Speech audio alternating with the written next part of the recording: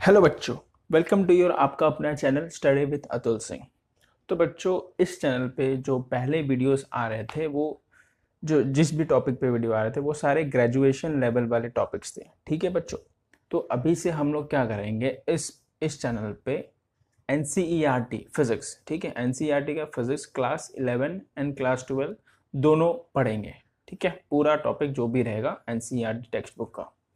ठीक है, तो इससे आपको मालूम भी पड़ जाएगा कि एनसीईआरटी को रीड कैसे करना है। ठीक है बच्चों, सो चलिए शुरू करते हैं। अब हम लोग मैं जो है पहला चैप्टर स्टार्ट नहीं कर रहा हूँ, फर्स्ट चैप्टर नंबर 2 से स्टार्ट कर रहा हूँ। चैप्टर नंबर 1 बच्चों आपका फिजिकल वर्ल्ड है, जो कि एक सेल्फ स्टडी टाइप का है। ठीक है, अगर आप चाहो तो मैं उसका भी वीडियो बना बना बना दूंगा। ठीक है, लेकिन हम लोग स्टार्ट करते हैं फिलहाल चैप्टर नंबर 2 से, जो कि वेरी इंपॉर्टेंट है, यहीं से स्टार्ट होता है। ठीक है, सो चलिए शुरू करते हैं। अब यूनिट्स, अगर मैं यूनिट्स की बात करूं बच्चों, ठीक है, तो यूनिट्स में कैसा कि सपोज ये मेरा एक स्केल है। ठीक है, अगर मैं इसकी बात करूं कि ये 28 का है, ठीक है, तो आप बोलोगे 28 का क्या है, 28 का व्हाट 28, तो मैं बोलूँगा 28 सेंटीमीटर का है। तो आप क्या समझोगे कि हाँ, ये यहाँ पे लेंथ की बात हो रही है ना बच्चों। तो वैसे ही अगर मैं कहीं पे भी यूनिट लगाता हूँ किसी का भी, जैसे मैंने यहाँ पे सेंटीमीटर बोला, तो आपने क्या पहचान लिया कि वो लेंथ है। ठीक है, अब जैसे वही मैं बात करूँ 28 सेंटीमीटर मैंने बोला, तो ये आपका लेंथ हो गया। क्यों क्यों आपने बताया, क्योंकि ये सेंटीमीटर की वजह से। अब मैं वही बात करूँ 28 सेंटीमीटर क्यूब, तो इस यूनिट की वजह से आप क्या बताओगे कि ये वॉल्यूम की यहाँ पे बात चल रही है। ठीक है, अगर वही मैं बोलूँ 28 केजी, तो इस केजी की वजह से आप क्या बोलोगे कि यहाँ पे मास की बात चल रही है ना बच्चों। तो ये यूनिट जो है, यूनिट यूनिट हमें क्या बताता है कि वो कौन सा फिजिकल क्वांटिटी है। Unit help us to measure या which we can, unit help us to identify the which is the physical quantity. ठीक है बच्चों, तो ये यूनिट का काम होता है। इसके लिए आपका यूनिट डेवलप को बनाया गया यूनिट को। ठीक है, चलिए अब आगे देखते हैं यूनिट का। तो आपको मालूम पड़ेगा यूनिट क्या होता है। अब बच्चों, जो फिजिकल क्वांटिटी होती है, ठीक है, अब जैसे मैं बताया फिजिकल क्वांटिटी को आप लेंथ, वॉल्यूम, मास बोल सकते हो। तो ये दो टाइप में होता है, इसमें दो टाइप में डिवाइडेड है। एक हो गया आपका फंडामेंटल फंडामेंटल क्वांटिटी, ठीक है बच्चों, राइटिंग के लिए माफ करना मुझे। दूसरा हो गया आपका डेराइव्ड क्वांटिटी। तो अब देखते हैं इसमें दोनों में क्या फ़र्क है। ये जो फंडामेंटल आपका क्वांटिटी है, ये बेसिकली बेस क्वांटिटी है। सबसे बेस क्वांटिटी आपको फंडामेंटल क्वांटिटी में आएगा, मतलब इससे आप बेस किसी को ले ही नहीं सकते। तो हमारे पास वी हैव 7 फंडामेंटल क्वांटिटीज। ठीक है, पहला आपका है लेंथ। पहला आपका लेंथ है, इसका यूनिट क्या रहता है, बेसिकली मीटर हो गया, सेंटीमीटर हो गया। ठीक है, ये अलग अलग सीजीएस वगैरह में लेते हैं, ये मैं ये आपको बताऊंगा। दूसरा हो गया आपका फंडामेंटल क्वांटिटी मास। मास को मैं क्या लिखता हूँ, केजी, किलोग्राम, ग्राम। ठीक है, थर्ड थर्ड आपका क्या आएगा, टाइम। ये तो बेसिक चीज़ है, टाइम हो गया, इसको मैं सेकेंड में लेता हूँ, इसका यूनिट। फोर्थ हो गया, अब जैसे हम लोगों ने बच्चों फिजिक्स में आपका एक पार्ट ऐड हुआ जिस पार्ट का नाम है इलेक्ट्रिसिटी। ठीक है, जैसे इसके बारे में हमने स्टडी किया, तो हमें ये मालूम पड़ा कि जो आपका इलेक्ट्रिक करंट है, जो क्वांटिटी इलेक्ट्रिक करंट है, वो एकदम बेस क्वांटिटी है इलेक्ट्रिसिटी में। तो इसके लिए हम लोगों ने फंडामेंटल क्वांटिटी में करंट को भी ऐड कर दिया। ठीक है, इलेक्ट्रिक करंट को, जिसका यूनिट है आपका एम्पियर, जिसको डिनोट करते हैं ए से, एम्पियर।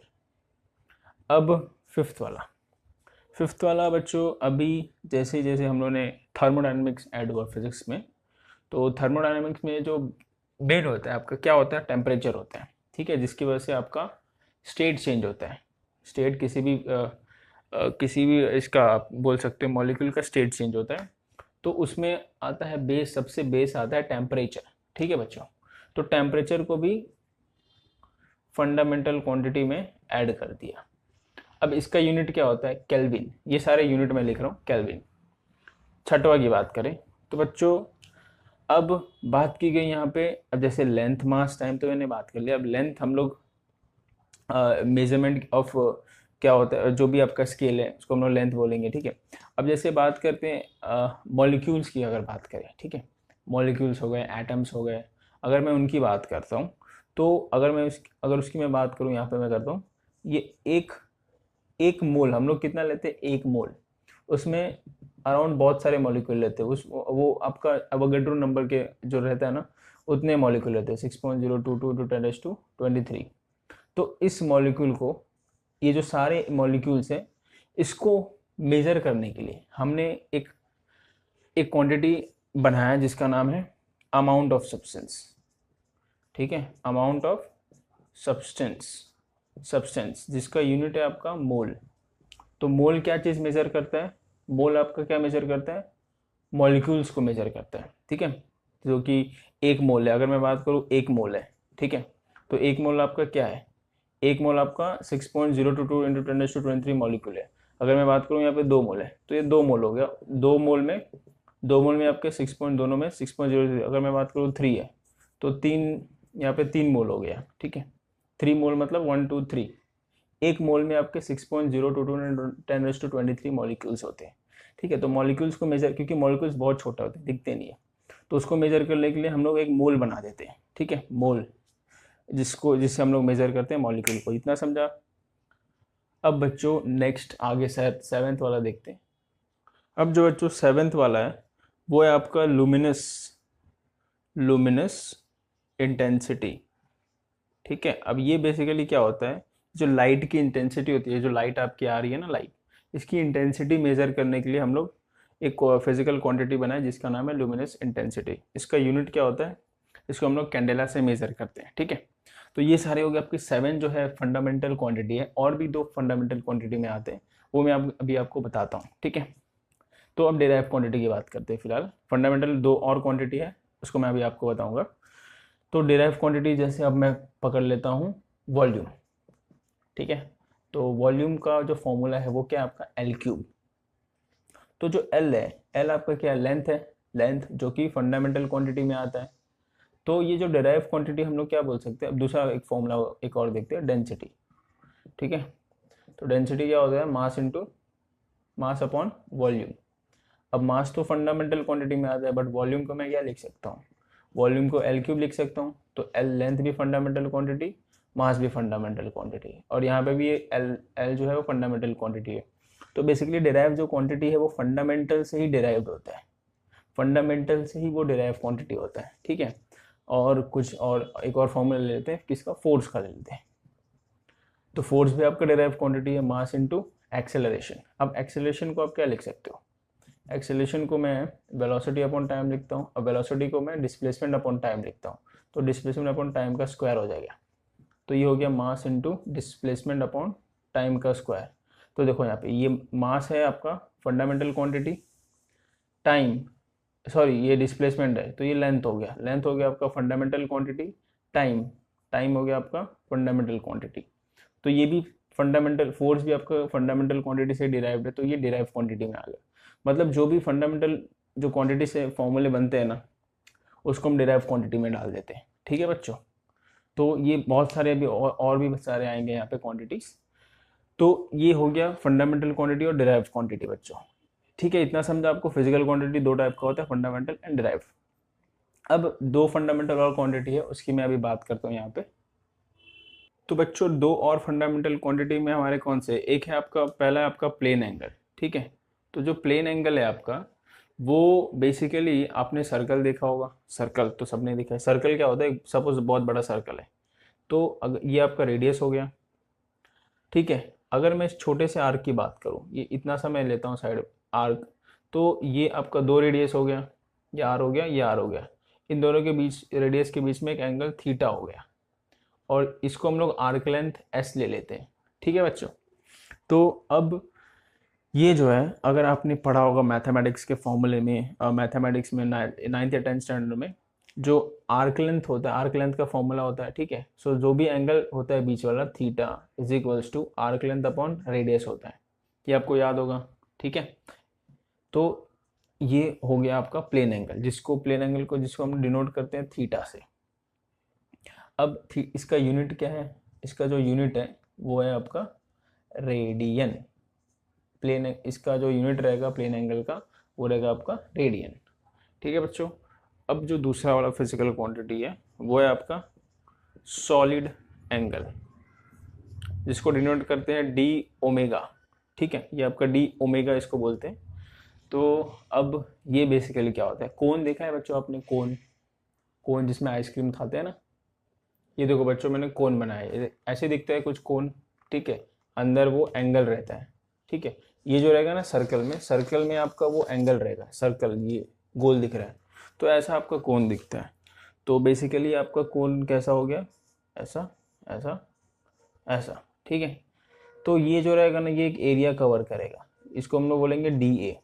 ये पूरा पार्ट एक एरिया कवर करता है जिसका हम लोग बोलेंगे डी ए एरिया। अब ये एंगल, ये जो अंदर वाला सर्कल में एंगल बनेगा वो हो गया आपका D omega, that is solid angle.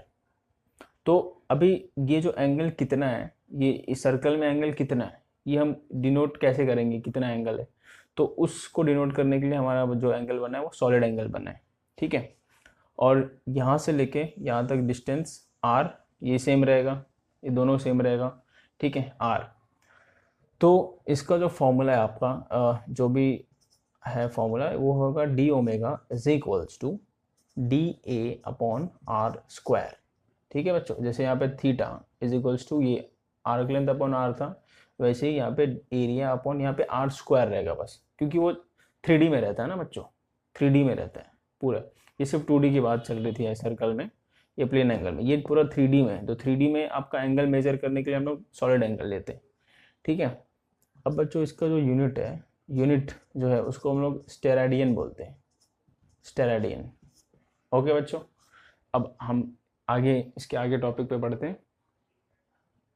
अब बच्चों 3 टाइप के सिस्टम होते हैं। ठीक है, हम लोग मेजरमेंट जो लेते हैं उसके में 3 टाइप के सिस्टम होते हैं।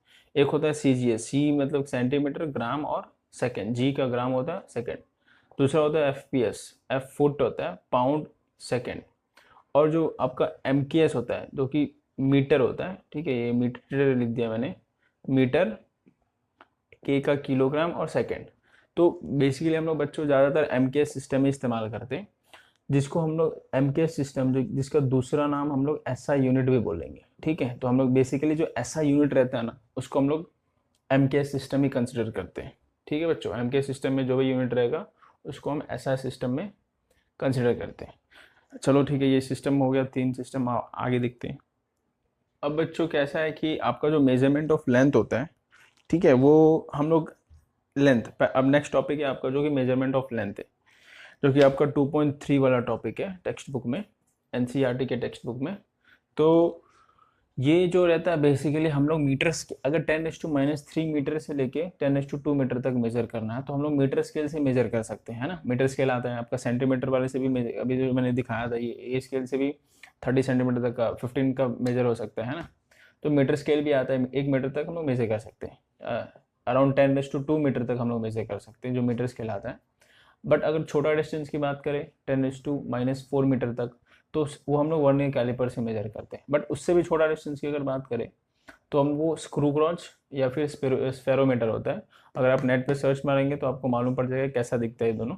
ठीक है, और ये भी वर्नियर कैलिपर, इससे हम लोग 10⁻5 मीटर तक मेजर कर सकते हैं। अब बात क्या आती है बच्चों, यहाँ प्रॉब्लम, दिक्कत क्या आती है कि अगर 10⁻2 से बड़ा रहा तो डिस्टेंस, सन और अर्थ के बीच में डिस्टेंस रहा तो कैसे मेजर करेंगे। ठीक है, और ये जैसे मॉलिक्यूल, ये आपका 10⁻⁻4, और जैसे मॉलिक्यूल का अगर मुझे लेंथ जानना है तो कैसे मालूम पड़ेगा, है ना बच्चों। मॉलिक्यूल हो गया या उससे भी छोटा ऑब्जेक्ट 10⁻5 से भी छोटा, अगर मुझे किसी का डिस्टेंस मेजर, अपना लेंथ मेजर करना है तो कैसे मालूम पड़ेगा। तो अभी आता है हमारा टॉपिक एस्टिमेशन ऑफ, इसके अंदर इस सब टॉपिक है estimation of large distance and estimation of small distances. तो बच्चों मेजरमेंट ऑफ लार्ज डिस्टेंस हम लोग कैसे करते हैं, एक होता है पैरेलैक्स मेथड करके। ठीक है बच्चों, अब पैरेलैक्स मेथड में पैरेलैक्स क्या होता है पहले वो देखते हैं। तो बच्चों अगर मैं इसकी बात करूँ, ये सपोज ये मार्कर है और ये जो पीछे है ना, ये बोर्ड नहीं, ये दीवार है, या फिर बोर्ड ही आप पकड़ लो। ठीक है, तो अगर मैं इसको लेफ्ट आंख बंद करता हूँ पहले मैं, और राइट आंख से देखता हूँ, तो सपोज ये जो है ना, ये जो मेरा मार्कर है ये मुझे यहाँ पे दिखेगा, ये मुझे इसका जो रिफ्लेक्शन है, इसका रिफ्लेक्शन मुझे यहाँ पे दिखेगा। ठीक है, सपोज मैं बोल रहा हूँ, वैसे तो यहाँ पे दिख रहा है लाइट की वजह से, लेकिन मैं आपको बता रहा हूँ कि अगर मैं लेफ्ट आंख बंद करूँ और राइट आंख से देखूँ इस मार्कर को, तो मेरा रिफ्लेक्शन यहाँ पे दिख रहा है। ठीक है, वही अगर मैं राइट आंख को बंद करूँ और इसको लेफ्ट आंख से देखूँ, ठीक है, लेफ्ट आंख से देखूँ, तो मेरे मेरा जो यहाँ पे दिख रहा था वो मेरा यहाँ पे मार्कर थोड़ा दिखेगा दीवार पे, है ना, दीवार पे दिखेगा यहाँ पे मार्कर, या ये बोर्ड पे। तो अब देखो, पहले यहाँ पे दिख रहा था, अगर मैं लेफ्ट आंख बंद किया था तो राइट आंख से दिख रहा था, और जब राइट आंख बंद किया और लेफ्ट आंख से दिख रहा था तो यहाँ पे दिख रहा था, मतलब दोनों में फर्क आ गया ना। तो ये हो गया आपका पैरालैक्स। ठीक है, ये दोनों पैरालैक्स इसको ही बोलते हैं।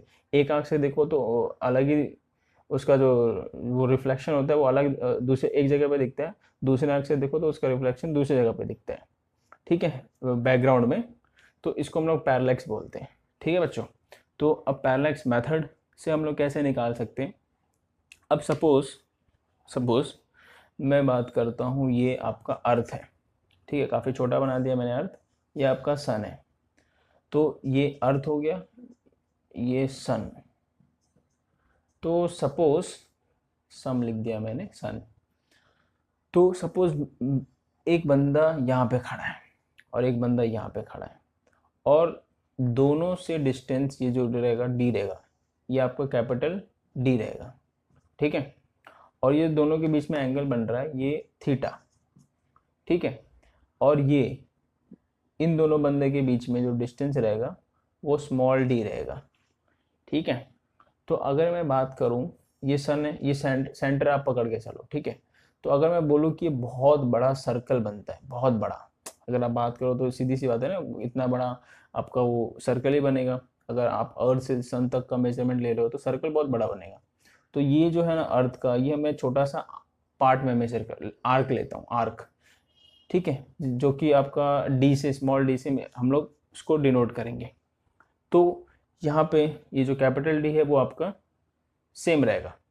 ठीक है, तो अभी हम लोग ने देखा था प्लेन एंगल में, प्लेन एंगल में फॉर्मूला क्या होता है, theta is equals to arc length upon radius, यही होता है। तो यहाँ से आपका अगर मुझे इसमें से कोई भी दो चीज़ का वैल्यू पता है, या तो मुझे इसका पता है, या तो मुझे इसका पता है, या तो मुझे इसका पता है। ठीक है, कि कोई भी मुझे दो वैल्यू पता है तो मैं एक वैल्यू निकाल सकता हूँ। अगर मुझे ये दोनों पता है तो मैं इन दोनों के बीच का एंगल निकाल सकता हूँ। अगर मुझे ये थीटा पता है और ये डिस्टेंस पता है तो मैं ये डायमीटर ऑफ द अर्थ निकाल सकता हूँ, है ना, स्मॉल डी। ये इसको हम लोग डायमीटर ही बोलेंगे ना। तो इस थीटा को हम लोग यहाँ पे क्या बोलते हैं, पैरालैक्स एंगल। ठीक है बच्चों, तो ये थीटा अपना हमारा क्या हो जाएगा, पैरालैक्स एंगल। सो ऐसे हम लोग मेजरमेंट ऑफ लार्ज डिस्टेंस करते हैं बाय पैरालैक्स। तो ये आई होप ये आपको समझ में आ गया होगा। इसके ऊपर अभी कुछ न्यूमेरिकल्स आपको सॉल्व एग्जाम्पल में दिए हुए, तो वो ज़रा कर लेते हैं। ठीक है बच्चों, अब बच्चों ये solve example number 1, example number 1 हम लोग देखते हैं 2.1।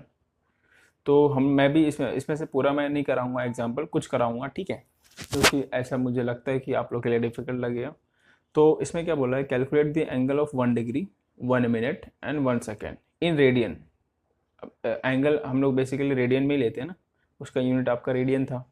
तो यहाँ पे दिया हुआ है 360 degree is equal to 2 pi, 1 degree is equal to 60 minute, और 1 minute is equal to 60 second. ठीक है, तो इसका हम लोग कैलकुलेट करते हैं। चलिए बच्चों कैलकुलेट करते हैं। तो ये एग्जाम्पल नंबर क्या है, कौन सा है, एग्जाम्पल नंबर 2.1 है। तो उसमें आपको दिया है कि फाइंड क्या करना है, पहले दिया क्या है, 360 डिग्री इज इक्वल्स टू 2 पाई, ये दिया है। ठीक है, तो क्या मैं दोनों जगह पे 180 से डिवाइड करूं, 180 डिग्री, ये हो गया 180, तो ये हो जाएगा 2, ये हो जाएगा, ये क्या हो जाएगा, 2 1 2। ये इसको अब एक काम करो, इसको डिवाइड मत करो, इसको 180 रहने दो, ऐसे ही रहने दो एज इट इज। ठीक है बच्चों, ये 2/180 रहने दो, इसको कैंसिल हो गया, ये 2 हो गया। तो यहाँ क्या आया, therefore 2 is equals to 2 pi upon 180। तो यहाँ पे 2 2 चला जाएगा, है ना, 2 इधर आएगा तो डिवाइड हो जाएगा, तो ये 2 2 कैंसिल हो जाएगा, बचेगा यहाँ पे 1। तो आपको यहाँ पे 1 डिग्री कितना आ रहा है, पाई बाय 180 रेडियन आ रहा है। तो 1 डिग्री का वैल्यू आपको मिल गया, that is pi by 180 radian. ठीक है। तो यहाँ पे ये देखो बच्चों, यहाँ पे आप ध्यान रखना, ये 1 डिग्री होता है, ये 1 डंडी रहा तो मिनट होता है, और ये 1 सेकेंड होता है। ठीक है, तो इन तीनों का वैल्यू हम लोग को डिग्री में निकालना है, मतलब रेडियन में निकालना है। तो 1 डिग्री का तो अपने को मिल गया है। 1 डिग्री का क्या है? 1 डिग्री का है π/180। अब आपको क्या करना है कि पाई की वैल्यू लगानी है यहाँ पे 3.14 अपॉन 180, 3.14 डिवाइड बाय 180 करेंगे। ठीक है, तो इसको हम लोग कैसे कर सकते हैं, दोनों को आप मल्टीप्लाई कर दो 100 से। सो 314 अपॉन 18,800। इसको आप डिवाइड करोगे, डिवाइड तो थोड़ा डिफिकल्ट होगा बट आ जाएगा। ठीक है, तो अप्रॉक्सीमेट अगर 2 पॉइंट तक भी लिखेंगे तो भी चलेगा। तो बच्चों इसका जो वैल्यू है वो ये आता है 1.745 इंटू 10⁻² रेडियन। किसका आया? 1 डिग्री का है। अब हमको निकालना है 1 मिनट का। 1 मिनट का कितना रेडियन आएगा। ठीक है, तो आपको पता है कि 1 मिनट का निकालना है। ठीक है, तो लेकिन आपको एक चीज़ क्या पता है कि 1 डिग्री वो टेक्स्ट बुक में भी दिया हुआ है 60 मिनट होता है, टेक्स्ट बुक में दिया हुआ है, गिवन है वो। तो ये 1 डिग्री में आपको रेडियन पता है कितना होता है, 1.745 इंटू 10⁻² रेडियन होता है। ठीक है, तो मुझे किसका निकालना है? 1 मिनट का निकालना है। आपको पता ही नहीं कितना है, तो लेट्स से x रेडियन है ना, लेट्स से x रेडियन। तो अब मैं क्या करूँगा, क्रॉस मल्टीप्लाई, इसको इससे, इसको इससे। तो क्रॉस मल्टीप्लाई करता हूँ तो x into 60 is equals to 1.745 into 10⁻² into 1। अब ये 60 इधर आएगा तो डिवाइड हो जाएगा। ठीक है, इसको हटा देते हैं फिर यहाँ पे। सो अब इसको डिवाइड करते हैं। अगर मैं इसको डिवाइड करूँ, सो अब क्या कर सकते हो, ये 1 डिग्री 1 मिनट को भी हटा देता हूँ, इंटू 1 मतलब वही हो गया ना, वही टर्म हो गया। अब ये 60 को मैं क्या लिख सकता हूँ, 6 इंटू 10⁻1। अभी 10⁻1 को मैं ऊपर लेके जाता हूँ ऊपर, तो 10⁻−1 हो जाएगा। ठीक है, तो ये 10⁻−1 हो गया। अब बच्चों आप इन दोनों को डिवाइड कर दो। अगर आप 6 से डिवाइड करोगे तो इसकी वैल्यू आती है आपकी। तो बच्चों अगर अगर मैं 6 इस चीज़ को 6 से डिवाइड करता हूँ तो मुझे ये चीज़ मिलता है, और ये हो गया आपका 10⁻3। ठीक है, तो टेक्स्ट बुक में आपका 10⁻4 के टर्म में दिया, तो उसमें ही कर देते हैं। अब देखो कैसे करते हैं, याद रखना पॉइंट हम लोग कैसे शिफ्ट करते हैं। अब बच्चों ये आपका पॉइंट है, आपको नंबर लेके जाना है लेफ्ट साइड में, पॉइंट के लेफ्ट साइड में। तो अगर मैं नंबर लाइन की बात करूँ बच्चों, तो ये होता है 0, यहाँ पे होता है माइनस, यहाँ पे होता है प्लस। तो आप क्या करो, ये जो पॉइंट है ना उसको 0 कंसिडर करो। तो आप नंबर को कहाँ लेके जा रहे हो? लेफ्ट में। मतलब मैं नंबर को लेफ्ट में लेके जा रहा हूँ तो माइनस, जो भी 10⁻, जो पावर आएगा वो माइनस में आएगा। कितना नंबर लेके जा रहे हो? एक ही नंबर लेके जा रहे हो ना, तो 10⁻1। ठीक है बच्चों, तो ये हो गया 2.908 इंटू 10⁻1। वही मैंने बोला ना, लेफ्ट साइड में लेके आ रहे हो, कितना नंबर? एक नंबर, तो 10⁻1 लगाऊंगा और ये एज इट इज हो गया। तो फिर ये हो गया आपका 10⁻4। ठीक है बच्चों, रेडियन। तो ये आपका 1 मिनट जो है इतना आ गया, 1 मिनट इतना रेडियन आ गया। ये आपका बेसिकली x की वैल्यू है ना, बट x को हम लोगों ने क्या लिया था, यहाँ पे x को हम लोगों ने 1 मिनट ही लिया था ना। तो 1 मिनट आपका कितना रेडियन आ गया? इतना रेडियन, 2.90 10⁻⁻4। अब हम लोग 1 मिनट का निकाल लिए, अब किसका निकालेंगे? 1 सेकेंड का निकालेंगे। इसको हम लोग सेकेंड बोलते हैं। उसका कितना रेडियन आएगा वो देखते हैं।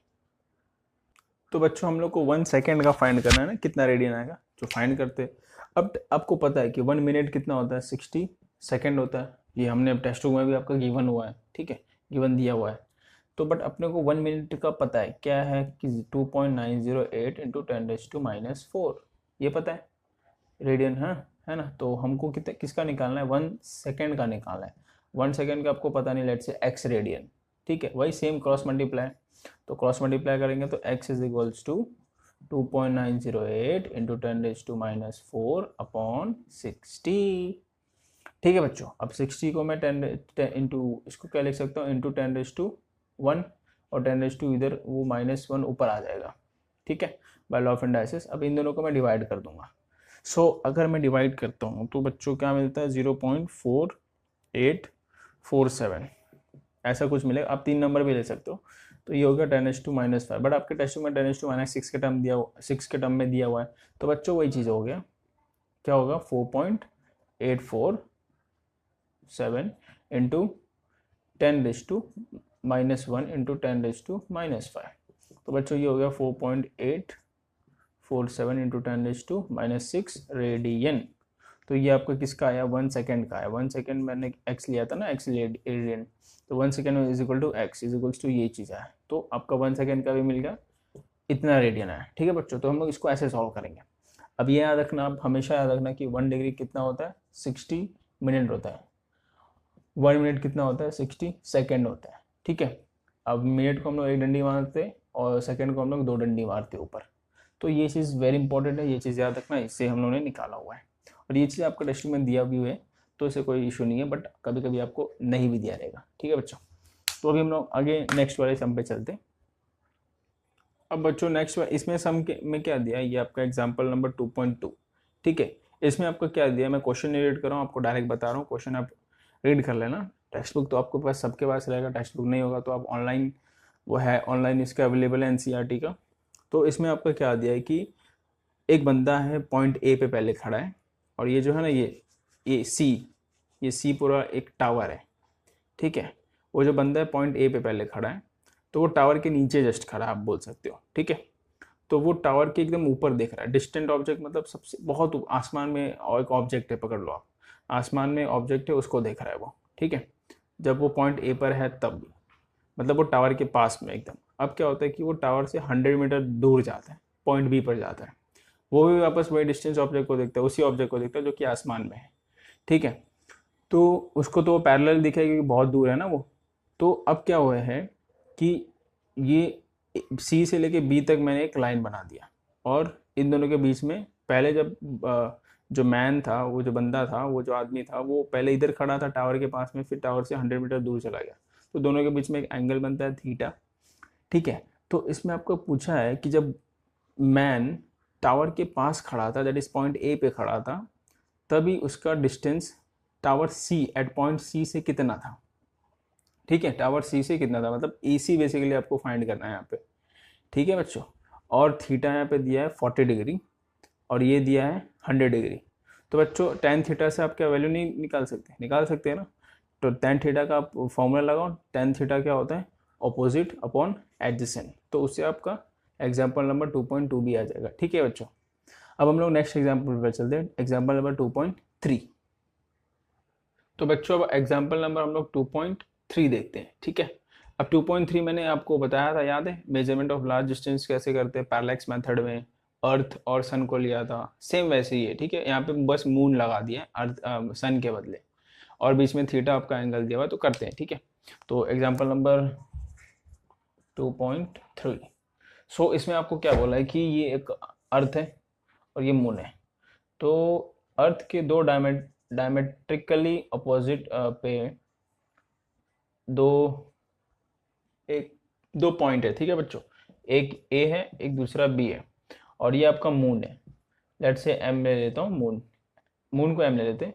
सो दोनों के बीच में एक एंगल बन रहा है, ए और बी के बीच में एक एंगल बन रहा है जो कि थीटा है आपका।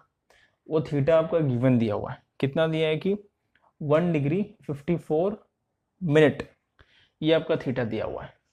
और इसमें क्या दिया हुआ है, दोनों जो ये जो डायमीटर है ए और बी के बीच में डिस्टेंस है, जिसको हम डायमीटर बोलेंगे, वो कितना दिया है, वो दिया है आपका डी, स्मॉल डी ले लेते हैं, वो दिया हुआ है आपका 1.276 इंटू 10⁻7 मीटर दिया हुआ है। ठीक है बच्चों, ये आपका डी दिया हुआ है, ये आपका थीटा दिया हुआ है। अब बोला क्या फाइंड करने के लिए, बोला है कि distance of the moon from the earth, मतलब अर्थ से ये मून का डिस्टेंस कितना रहेगा।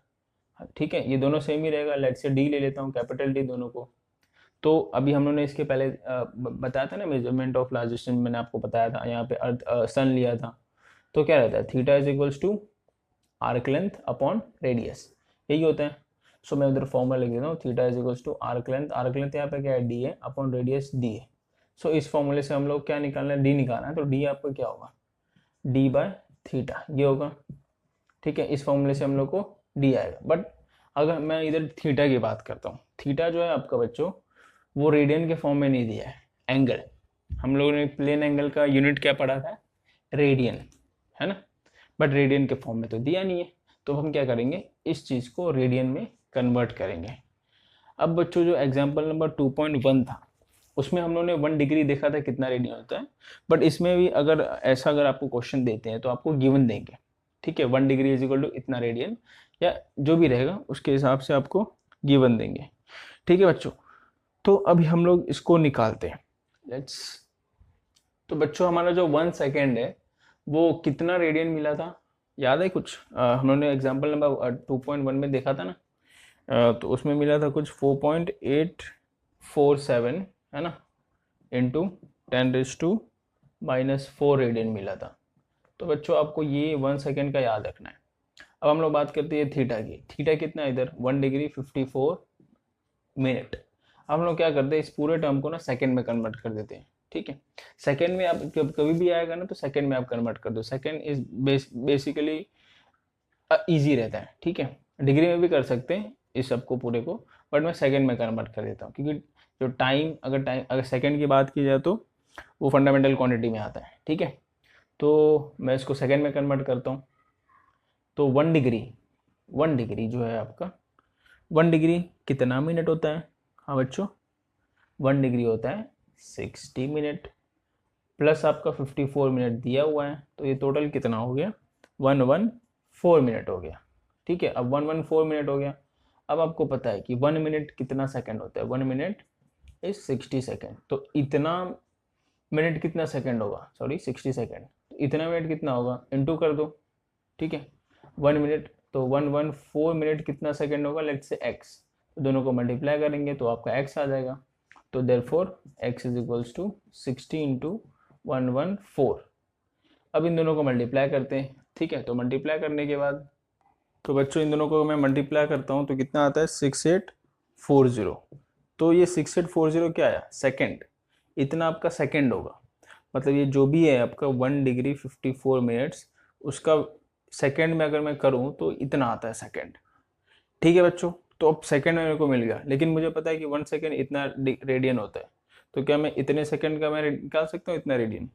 चलो करते हैं फिर इसको। तो बच्चों मैंने पूरा रफ करके वापस लिख दिया है, ठीक है। और जो डायमीटर है आपका 1 सेकंड इतना होता है रेडियन, और थीटा जो आपका सेकंड में मिला वो इतना मिला। तो इतना तो मुझे मिल गया। अब इतना सेकंड का, 1 सेकंड का इतना रेडियन होता है, तो इतना सेकंड का कितना रेडियन होगा, लेट से मैं ले लेता हूँ एक्स, फिर वही इन दोनों को क्रॉस मल्टीप्लाई, ठीक है। तो अगर मैं फिर एक्स रेडियन, मतलब एक्स इज इक्वल्स टू कितना हो जाएगा, X is equals to 6840 into 4.847 into 10⁻⁻⁴ radian, ठीक है बच्चों। अब इन दोनों को मल्टीप्लाई करते हैं, तो इन दोनों को मल्टीप्लाई करने के बाद, तो बच्चों अगर इन दोनों को मैं मल्टीप्लाई करता हूँ तो मुझे ये टर्म मिलता है, इन दोनों को मल्टीप्लाई किया तो ये हो गया 10⁻⁴ के टर्म में।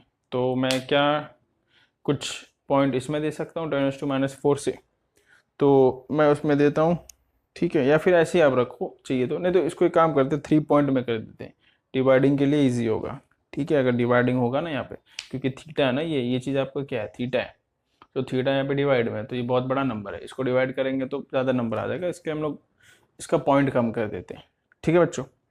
पॉइंट इसका अगर कम करेंगे तो अब देखो इसमें कैसा होगा, ये 10⁻⁴ है, तो मैंने बताया ये जो पॉइंट है आपका, पॉइंट ये किधर जाएगा, लेफ्ट में जाएगा, लेफ्ट में, ठीक है। ये आप इसमें क्या दे रहे हो, माइनस दे रहे हो ना, माइनस दे रहे हो, 10⁻⁻, तो ये जो भी रहेगा ना पॉइंट वो लेफ्ट में जाएगा। माइनस आप इसमें दे रहे हो तो इसके लिए जो पॉइंट है ना, पॉइंट और नंबर लाइन की बात करो तो ये 0 होता है, तो इसको आप पॉइंट कैसे, ये साइड माइनस ये साइड प्लस। तो मैं लॉजिक की बस बात कर रहा हूँ, यहाँ पे लॉजिक कैसे लगाना है। तो आप -2, अगर मैं सपोज 10⁻⁻2 इधर देता हूँ, 10⁻⁻2 यहाँ पे रखता हूँ, तो बच्चों तो कैसे होगा ये बच्चों, एक यहाँ पे मिस्टेक हो गया है, ठीक है। ये जो 1 सेकेंड है ना, ये 10⁻⁻6 है, -4 नहीं है, तो ये हो गया -6, ये भी हो गया -6। तो अब देखो मैं -4 इधर दूंगा, तो -4 जो पॉइंट है ना वो लेफ्ट साइड -4 नंबर के बाद चला जाएगा, तो 1 2 3 4, तो 4 नंबर के बाद जब पॉइंट आएगा तो 10⁻⁻4 मैंने इसको दे दिया, तो 3.315 इंटू 10⁻⁻2 होगा, क्योंकि मैंने -4 इधर दे दिया ना, तो जो भी पॉइंट है आपका लेफ्ट साइड में चला गया, क्योंकि माइनस आपका लेफ्ट इधर ही होता है ना, लेफ्ट साइड में। सो रेडियन हो गया, ठीक है। सो जो थीटा है आपका वो इतना आया 3.315 इंटू 10⁻⁻² रेडियन। सो भाई अब अभी इस फॉर्मूले में डालते हैं कैपिटल डी, तो फिर कैपिटल डी आपका कितना आएगा, लेट्स सी फाइंड करते हैं। तो बच्चों कैपिटल डी के बदले मैं स्मॉल डी का कैपिटल डी का फॉर्मूला लगाया, तो स्मॉल डी का वैल्यू और थीटा की वैल्यू मैंने डाल दिया, ठीक है। अब इसको हम लोग डिवाइड कर 10⁻² ऊपर जाएगा तो क्या बन जाएगा, ये हो जाएगा आपका, ये क्या बन जाएगा बताओ आप, क्या बन जाएगा। तो बच्चों ये जो है आपका, ये -2 ऊपर गया तो 10⁻² हो गया, ठीक है, +2 हो गया बाय लॉ ऑफ इंडाइसिस। अब ये चीज़ को हम लोग डिवाइड करने का बच्चों, ठीक है। तो कैसा है बच्चों कि ये चीज़ डिवाइड करने के लिए ना, अब ये पॉइंट में तो लॉगरिथम यूज़ होता है, आपको पता है।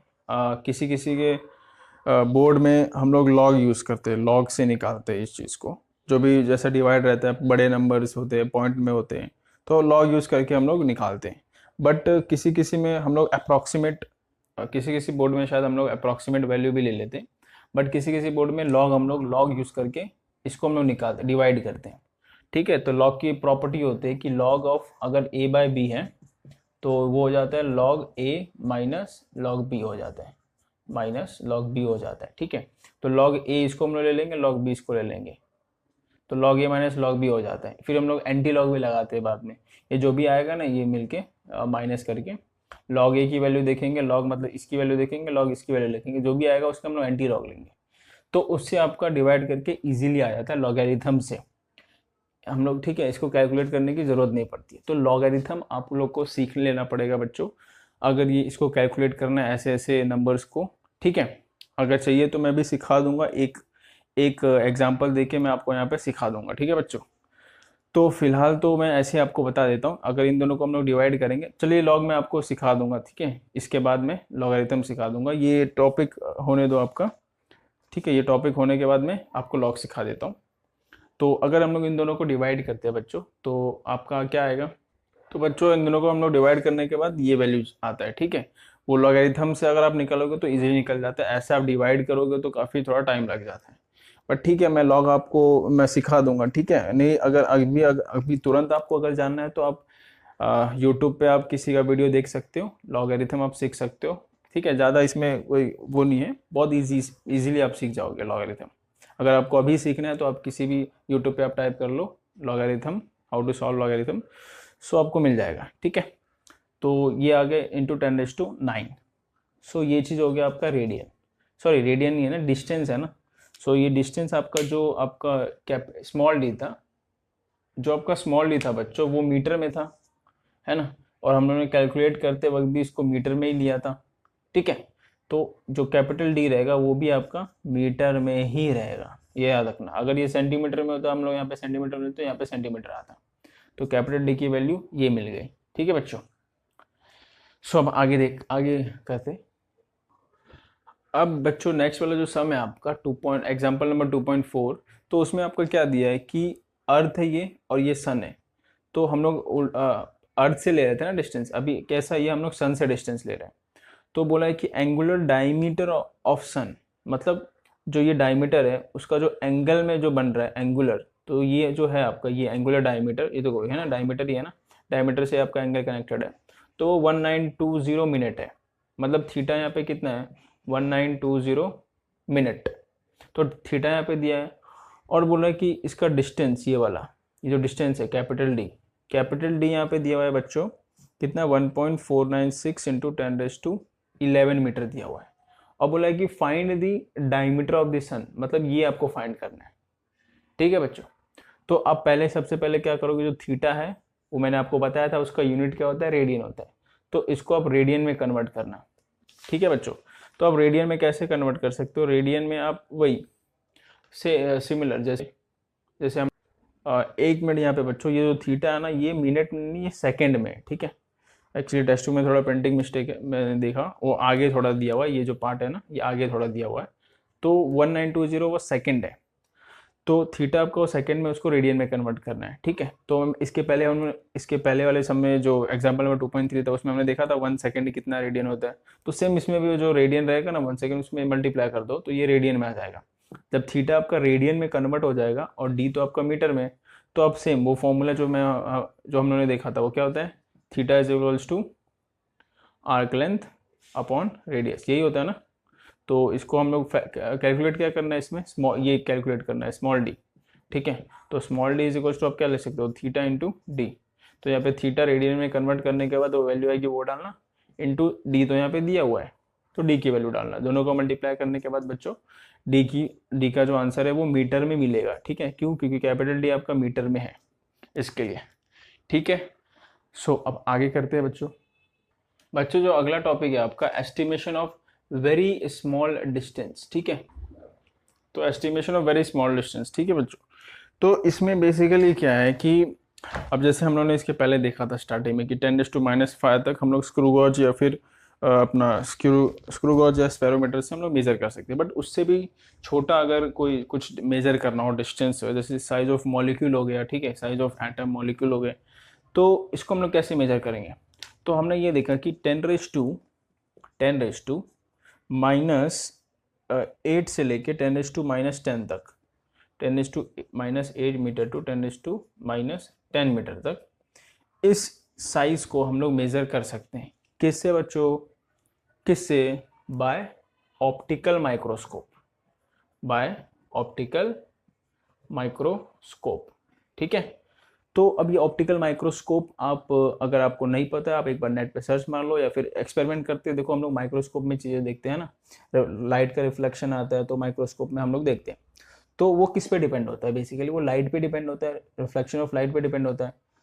तो उसमें क्या होता है कि लाइट जो है, लाइट हमें जो भी रिफ्लेक्ट करके दिख रहा है वही दिखेगा ना, वो मतलब मैक्सिमाइज करके दिखता है, ठीक है।